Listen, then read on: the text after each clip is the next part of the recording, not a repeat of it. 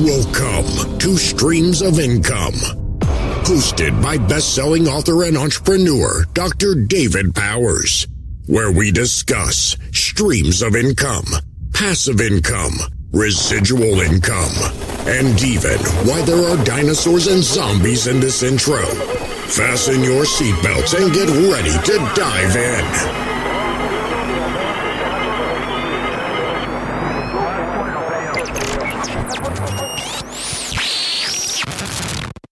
Hello, everybody. Welcome to the Streams of Income podcast. Thank you so much for tuning in. I'm glad you're here. I'm glad you are willing to give me some of your time to listen to either a business lesson or an interview with an amazing entrepreneur. So once again, thank you for listening to the Streams of Income podcast. I hope you enjoyed this episode. All right, folks, welcome. And I finally remembered to hit record before I started talking too much, because some of the best conversations happen before the record button. And so we're going to save that for the show, right? Isn't that the truth? So we're here with Patrick Engasser. Did I say the last name right? You nailed it, yeah. All right, Patrick Engasser, and this ought to be a pretty cool one. I've been looking forward to this. I was reading up on your stuff when they first pitched you to me to be on the podcast, and pretty neat story. So I tell you what, though, before we dig into the present, I always like to get you to do a little intro, but I like to hear about the early days, like early jobs, early things that you did for work, and that brought you to where you are now. Well, thanks for having me, David. It's an honor to be on. I really appreciate it, and I appreciate you introducing me to your amazing audience. So one of my favorite topics, income streams. So I'm really excited about this. So early on, so for those who don't know me, my name is Patrick Engasser. I've been blind since birth. So that's usually the first thing people want to focus on. But on this podcast, I think it's cool that it might go in a different direction just based on your topic. So I got into straight out of college, I get into call center work, which is the first job I ever had. I was actually doing debt collection work. Oh boy, did you enjoy that? Nope. Not at all. Which I'm really grateful for now. I was less so at the time, but I'm really grateful for now because it forced me into a totally different direction. If it had been something that I was just comfortably miserable with, which I know a lot of my friends were, and they're just like, yeah, I don't really like what I do, but I get paid pretty well, and the work is okay, I guess. And a lot of them are still doing similar things to what they were doing back then, where I absolutely hated it. It's the only thing I've really done for money before or since. Even jobs I had when I was in high school or college, while I was putting my making money to pay for tuition in college, working during the summer, working during the semesters. I always liked what I did to a point. This was the first thing I really didn't like, and it forced me to go in a totally different direction. So if that hadn't happened, I probably wouldn't have had my antennas up and my eyes, maybe not my eyes, but my ears open, listening for opportunities. And when an opportunity came to be self-employed and be a 1099 outside sales rep for a Fortune 500 insurance company, I would have said no way, or I would have just completely ignored the opportunity. But because I met the former regional coordinator of that company at a gym when I was working out with a personal trainer, he switched his day for whatever reason. I think he had something going on. I'd never run into him at the gym before, but I did that day, and I was looking. So some of you know what I mean when I say that. I was open to opportunities, and that's lesson number one.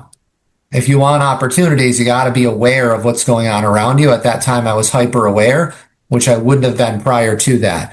And so I got into the insurance industry the way that most people get into it, which is falling, face first into it. and I'm grateful that happened, because that was my first introduction to ongoing residual income. Be able to build something that pays you multiple times for a single day's effort, which I was completely unaware of or unfamiliar with prior to that.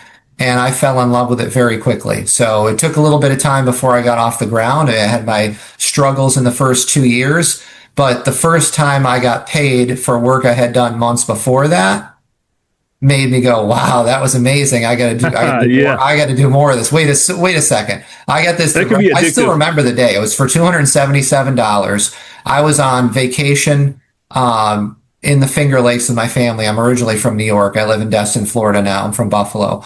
But I was in the Finger Lakes on vacation on a fishing trip, camping fishing trip, and I went to check my account, and I realized my balance was off from what I thought it would be. And I went in and checked my deposits, and there was a deposit for $277. And I'm like, well, that's weird.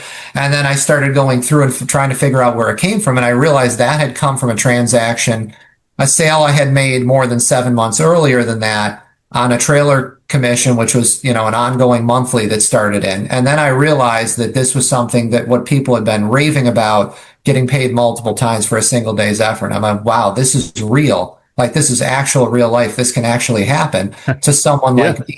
And that was for me where kind of the excitement and I caught the bug of, I want to get paid while I sleep. Prior to that, that was a fantasy. I realized that was real. And it's something I've been working to continue to create systems for the last 15 years since that moment. Yeah. Yeah. And so you mentioned systems. Like, how important are systems to success, to getting out of the regular mold that everybody else stays in? Well, they're everything if you want to create freedom. I mean, if you want to create freedom, you have to have a strategy to do it. But the biggest thing is systemizing your income so that, you're going to put the work in on the front end. Everyone's looking for an easy way to get rich quick. I think everyone can relate to that. At least we've heard it and like, hey, that seems too good to be true, but I wish it was. That'd be awesome.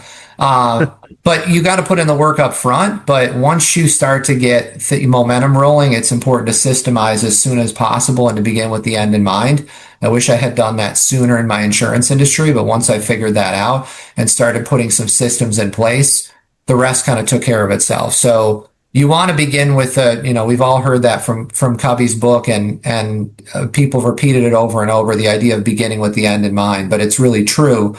The more that you start looking at how to systemize your business or your income, whatever that is, whether it's a side business or your primary business, or even you're in a sales industry where you have the freedom to be able to find some systems, to delegate, to systemize some of the things that you some of your time.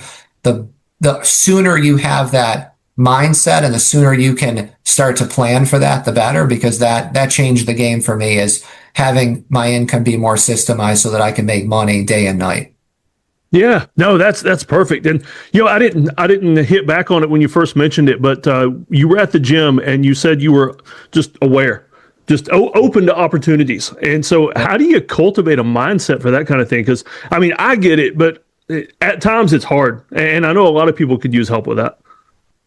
For sure. Well, at the time I was out of frustration. So it wasn't, at the time I had not cultivated.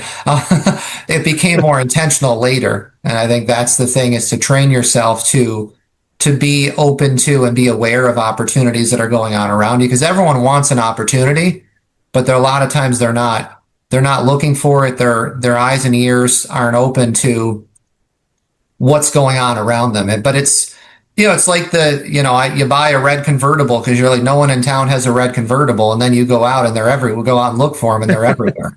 Well, they didn't just show up today. They were there every other day that ended in Y prior to you buying one. It's just your brain wasn't focused on it. So when you kind of tell your brain what to be focused on and kind of program it in a way to look for the things that you want, those things start to show up everywhere. Well, they were there all along. It's just you weren't looking for opportunities. So just stopping and reminding yourself every day, whether that's with a goal statement or something that you journal about in the morning, or just in general thinking this morning, okay, these are the things that I'm looking for in order to reach the goals I want. So for me, I write down the 3 big wins I want to have from the day at the beginning of the day, and then write down in my journal. And even if I don't journal about anything else, the 3 biggest wins I had from the day at the end of the day. So it keeps my brain focused on, my subconscious and my conscious for that matter, focused on what I'm looking for. And so it's a reminder. Those opportunities, when they come up, they don't just go flying past me. I'm not going to say it never happens. As you said, it's difficult. It's something you have to train yourself to do. But if you're doing that on a regular basis, you're not going to miss anywhere near as many opportunities when they pop up as if you're not paying attention at all. So first step is awareness and being intentional about it. If you do that, the rest will, for the most part, start to take care of itself, that at least those things are you're catching on to them. Oh, there's an opportunity right there. Then what you do with it, you can at least make decisions on, versus a lot of people aren't even aware. They don't have their antennas up, and as a result, things fly by them all the time. Yeah, oh, definitely, definitely. I mean, and some of the best jobs I've ever had was when I went looking for a job, not applying for a job that was open. Like I just went to a place I wanted to work for and said, "Hey, I want to do this for you," and be able to act the opportunities. Yeah, sometimes it's going. And I always tell my kids. Oh yeah, absolutely. And I always tell my kids to volunteer for everything, especially when you don't know what you're volunteering for. Yeah, right. But a lot of it is exactly what you just said, asking too. If there's something you really want, instead of just automatically switching your brain off to it and just saying, hey, I'd never be able to do that, or they wouldn't want to hire someone like me, or I don't have any experience, go in and have the conversation. Because they might say, hey, I'm not ready to hire someone with your level of experience today, or this might not be something that you're ready to invest in today. But now you're creating that groundwork, that kind of foundation for it, where, as you said, maybe you can volunteer for them and get into the organization that way. Maybe you can be around people who are movers and shakers and are great people to add to your power of five, to help uplift you and help you to reach that next level of success, because you're around successful people. So rather than just looking at, oh, well, I'm not ready to do that right now, so therefore I'm not even going to try. Go ask the question. Because the answer is always no. Remember, you're asking the question to that person. You're either saying no to you, or that other person is saying yes or no. But you can't say yes to yourself. Someone else, that opportunity is going to say yes or no. But if not, you're just automatically assuming it's a no and walking away with that no, pocketing that no before you even ask the question. So I love what you said. Oh yeah. Absolutely. And I've worked with I work with a lot of small businesses doing like small business coaching, like family businesses, things like that. And people that would walk into a place and just ask for a job that isn't even open right now. I mean, they're going to seem more motivated, more hard charging than a lot of the people that are already working there. I mean, it's crazy. Yes, 100%. Yep. Hey, so you led some high profile sales teams. I mean, you hit the top of the sales charts at the insurance company where you were, and possibly some other places. What's your secret for that, for building a sales team that really rocks it out? So I think the biggest thing, and thank you for that. I think the biggest thing is just building relationships with people, and then finding out what I'm very good at. There's a lot of things I'm not great at, like all of us. But one thing I'm very good at is finding what incentivizes people, what gives people an incentive, what they're looking to accomplish, and what that actually means. Digging deep into their why and saying, why do you want to be successful at this? What does success look like? A lot of times we assume that people want what we want, and that's almost never the case. Good. It could be, but for the most part, people are everybody's looking for something a little different. Their idea of freedom might be different from mine. Like, I'll give you a quick example. When the regional coordinator, of the insurance company that I worked with, and were represented for over a decade, had said to me, hey, you should work here, represent this company because you can make a 6-figure income. Well, prior to me, no one had ever made a 6-figure income in my family. Now that's no longer the case even after me. But at that time, if he would have said that to me, I'd been like, well, that's great for everybody else, but that's not humanly possible for me. Like, I'm just a blind dude from Buffalo, New York. I want to be able to pay my bills, and I want to not get cussed out by 100 people a day on the phone in a collections cubicle. So, but he told me there's a lot of people here who make very good income, but the biggest thing is he really went through, and I had a lot of questions, but one of the things he touched on was, you can make your own schedule. Yes, you have to put in the work. If you don't produce, you don't make money.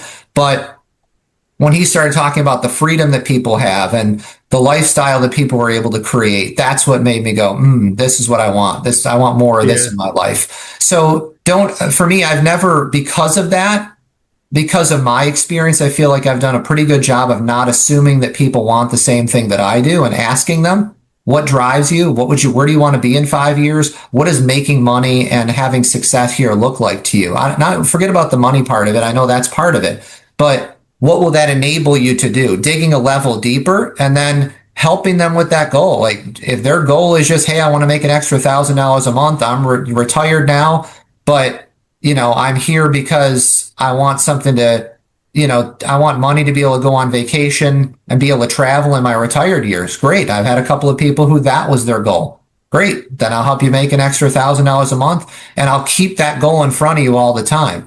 But I think having really understanding people, wanting to get to know people as human beings and not treating them as robots or numbers, which is very, I don't want to say easy to do in the world we live in, but we live behind our technology sometimes, our mobile devices that are in our hands, and we're connected with people on social media. All that stuff is great. There's nothing wrong with it. There's some great benefits to all those things. They have value. But the biggest thing that has value for me is human beings, people. And if you want to build a team, I look at it, a lot of people look at how do I build my business? And I always tell my coaching clients when I work with small and medium-sized businesses or corporations, and I'm working with them, or I'm coaching an entrepreneur who is bringing on a couple of virtual assistants. I always say, working with clients as well. I said, a lot of people look at it as how do I grow my business? I said, the best thing you can do is ask the question, yes, how do I grow my business? But first and foremost, how do I grow people? Because if you grow people and you get the right people on the train, if you will, and they're part of your business and you're focused on how do I grow these people, they will grow your business. And so that was really my focus, is how do I pour into these people?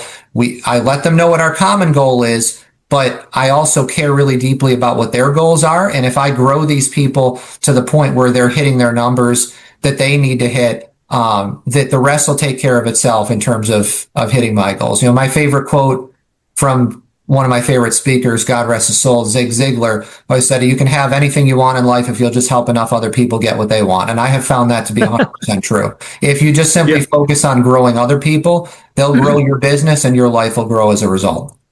Yeah. Yep, exactly. Yeah, Zig Ziglar is one of those guys that would have been incredibly successful even at that collection call centers. Like he would have somehow found a way to have fun with it. Yep, I agree. Yep. All right. So nowadays, though, you've left what you used to do, doing sales for insurance, and you're like the trifecta of motivational speakers, like the speaking, coaching, author. That's primarily what you do now? That's correct. Yep. Okay. And how did you move into that? So my goal, I have a 3-year-old son. So when we were pregnant, when my wife got pregnant, we decided we talked about moving to Florida prior, but kind of during the COVID time, we went on a few vacations because there was not a lot to do in terms of client facing in the business, at least where I was in New York for a handful of months. So we fell in love with the Emerald Coast area of Florida, up in the Panhandle, which is where we live now. And we really wanted to move. And so it became, do I want to build another sales team where I am? Or I had this coaching business that I was building on the side as a secondary form of a stream of income. Or did I want to hire a coach and figure out exactly how to do this and market this in a big way to make this another primary stream of income? And then once that became reality, I wanted something that would free up my time and free me up in terms of mobility to be able to work from wherever, right? It's one of the reasons that we're likely going to be homeschooling our son, so that any other future children we have, so that we can travel as often as we want. We're not tied to a specific area. And we homeschooled all 5 of ours. And when I would do speaking trips, I would take one kid with me on a speaking trip. And that way it's like alone time with dad. We'd hit battlefields and museums. And I mean, love that. You're going to love that.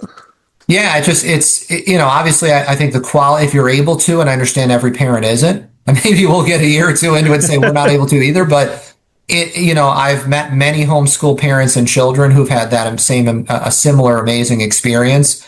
So I think if you're able to do it, and it gives you that freedom to be able to build your business around your life instead of your life around your business. Most people live their life in the scraps of time left over, because they're working 100 hours a week and they're tethered to this business, where if you build it the right way, beginning with the end in mind. And I really had that opportunity to do it right the second time, because I messed it up a lot the first time.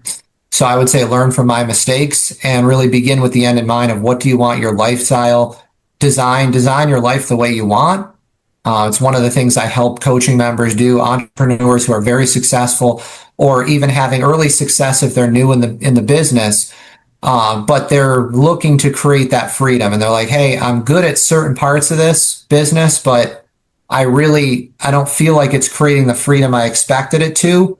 I'm an owner, operator, founder, and I'm still doing everything. How do I systemize this baby to make this thing work so that I'm servicing my clients in a really great way? I'm creating that wow factor for them, but I'm also creating the life of freedom and opportunity that I want for myself and my family so that we can live a great life, the life that we design living. Like I'm blessed every day. Like, is my life perfect? Of course it's not. No one's is. I'm a human being, but walking on the beach in the mornings and doing the things I love to do with my family. Like right before this call, I had a quieter Thursday morning. My wife and I went out. We have a babysitter here. We went out and grabbed coffee at our favorite coffee shop, and then came back to jump on. I had a couple calls in the morning.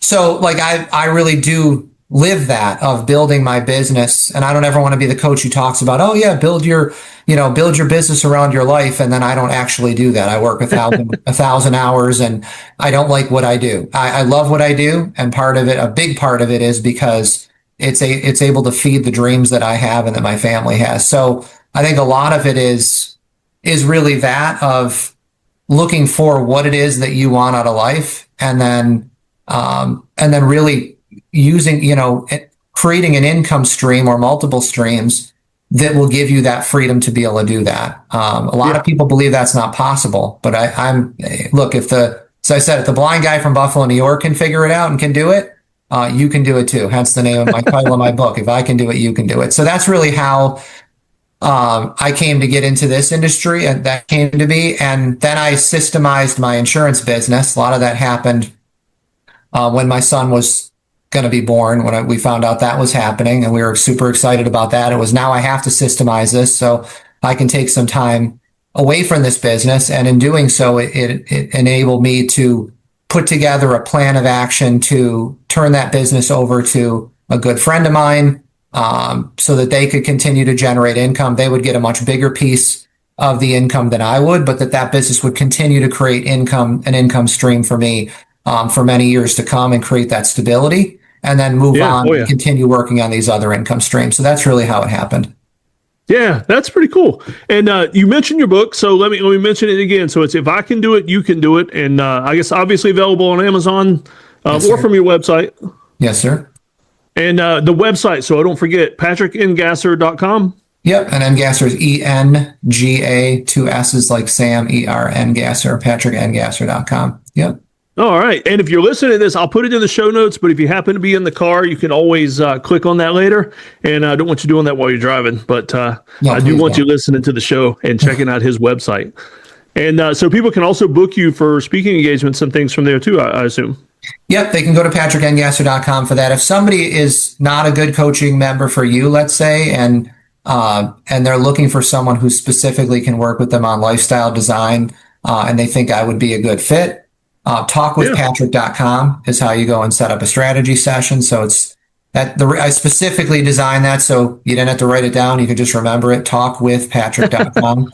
And you go right on and you can book a strategy session. And, I know you do a lot of coaching. You're obviously great at what you do. I've, followed your work, but if someone might be a fit for me specifically because of what I do in terms of lifestyle design, if that's something that's important to them, then I'd be happy to have a conversation with them. But you can go to patrickengasser.com, book me for speaking, for if you're looking for a corporate speaker, or you're an event coordinator looking for a speaker. I do most of my talks are on motivation, overcoming challenges, obviously as someone who's a blind entrepreneur and sales professional, overcoming challenges, leadership. So the subtitle of my book, Inspiration for Eliminating Excuses, Overcoming Challenges, and Succeeding in Business and Life. A lot of that was designed specifically for speaking because those are the topics a lot of event coordinators and HR departments are bringing people in to speak for. And I love doing it. I love sharing that experience, and also sharing how others can have similar success to what I've had. Oh, yeah. And that's one thing I love about meeting different coaches and other entrepreneurs on this podcast and other places is, because I know my personality is not going to fit everybody. And sure, mine neither. I tend to coach more like a drill instructor than a lot of people. And not everybody wants that, obviously. And so, I love referring people to somebody that can help them be successful, not just putting money in my pocket. Back at you. Same here. Yeah. All right. So as we get ready to start closing out, I see a bookshelf behind you, a crowded bookshelf. And so I always like to ask everybody, top three resources. If you could recommend like three books, if somebody came to you and said, I want to read three books to help me be successful in life, what would you recommend?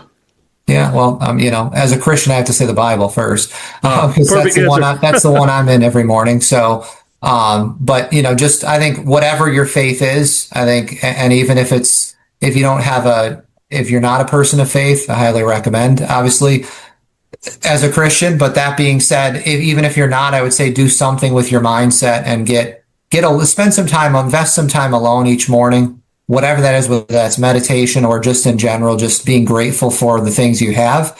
Your life looks a whole lot different when you wake up in the morning and the first lens you look through is one of gratitude. Everything changes when you start to look at it that way. It's very difficult to think of 10 things you're grateful for first thing in the morning, even if it's just 5 minutes of silence, and then being really miserable after that. I mean, trust me, it can happen some days, but it's harder. Let's put it that way. Second, I would say one of my favorite books, 10X is easier than 2X.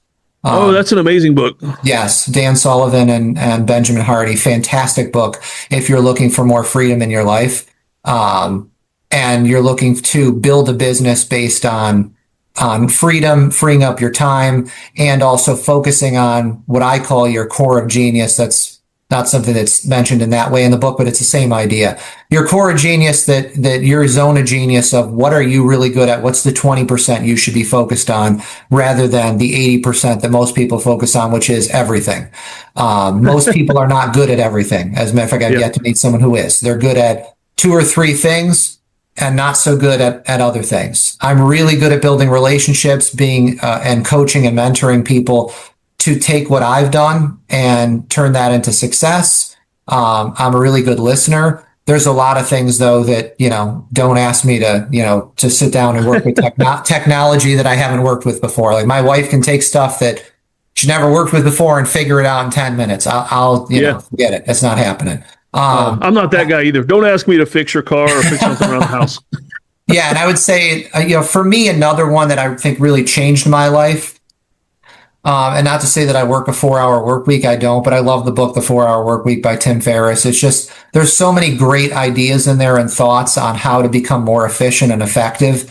And he really makes it funny in the book, humorous, and entertaining, but also really gets you to understand that, hey, there's a lot of fat in most of our lives that we need to cut out. A lot of things that are not creating the life that you want. And so, like I said, I don't use everything from the book.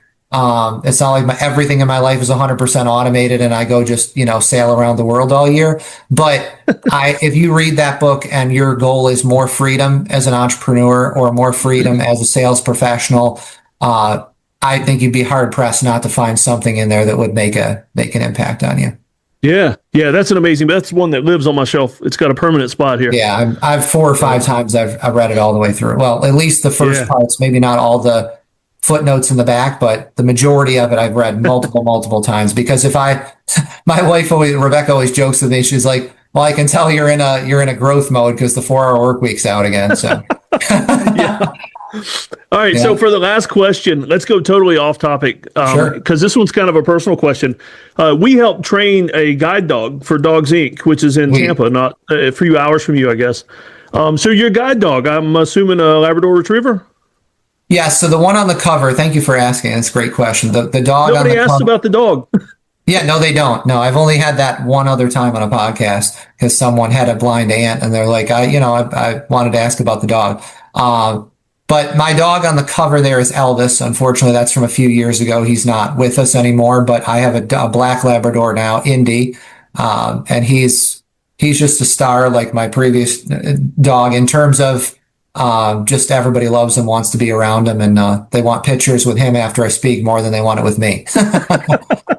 Does he autograph the books with a little paw print? They'd like it if he did, I'll tell you that. So, but yeah, I found that was a really great resource for me when I was in the sales industry for many years. Of just business owners wanted to meet with me a lot of times because they, or would talk to me at least about the dog when I'd walk in. It was a great way to build rapport. So use your resources. It might not be a dog for you, but whatever it is, to build rapport and build relationships with people, lean into that. Sometimes we look at it as a liability. Early on, I kind of looked at it as, hey, I got a neon sign that says blind guy approaching. But once I found out that people actually wanted to talk to me because I had a story and they wanted to, talk about my dog and ask me questions about the dog, I realized I had a tool, if I was willing to see it as an asset, not a liability, but use it as leverage in a good way, to build those relationships, that I actually had something that nobody else had. And it went from,